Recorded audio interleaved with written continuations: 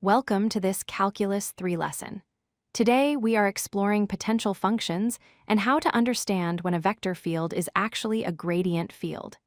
This connects the physics of force fields with the mathematics of multivariable calculus.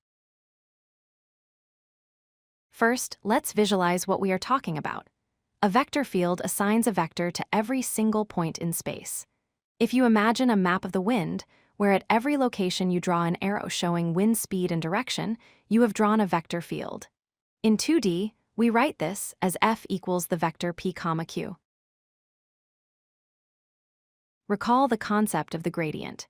If you start with a scalar function f of x and y, which represents a surface like a hill, the gradient is a vector made of its partial derivatives. The gradient vector has a special property. It always points in the direction of steepest ascent or the fastest way up the hill.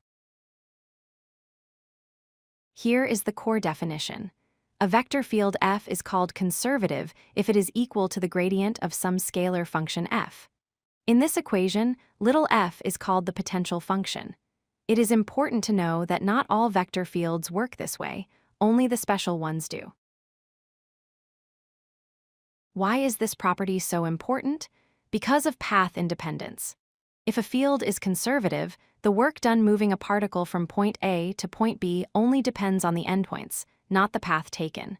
Whether you take a straight line or a crazy loop, the result is the same. How do we check if a field is conservative without guessing? For a 2D field with components P and Q, there is a simple test.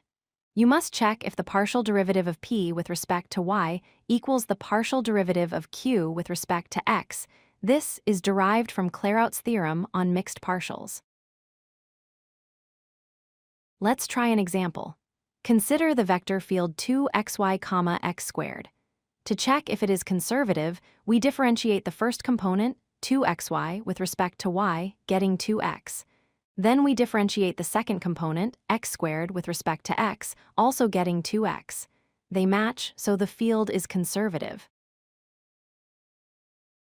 Now that we know a potential function exists, how do we find it? We start by integrating the first component, 2xy. With respect to x, this gives us x squared y. However, instead of a constant c, we add an arbitrary function of y, denoted as g of y, because y acts as a constant during this integration. Next, we differentiate our current expression with respect to y. This gives us x squared plus g prime of y. We match this result against the original second component of our field, which was x squared. This implies g prime of y is 0, meaning g of y is just a constant c. Thus, our potential function is x squared y plus c. The payoff for all this work is the fundamental theorem of line integrals. It states that the line integral of a conservative field is simply the potential function evaluated at the endpoint, b minus the potential function at the start point, a. It is the multivariable version of the fundamental theorem of calculus. To summarize, a field is conservative if it is the gradient of a potential function.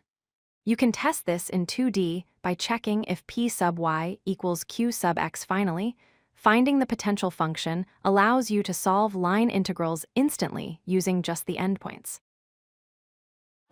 If you like this video, hit that like button and don't forget to subscribe. Visit codelucky.com for more such useful content.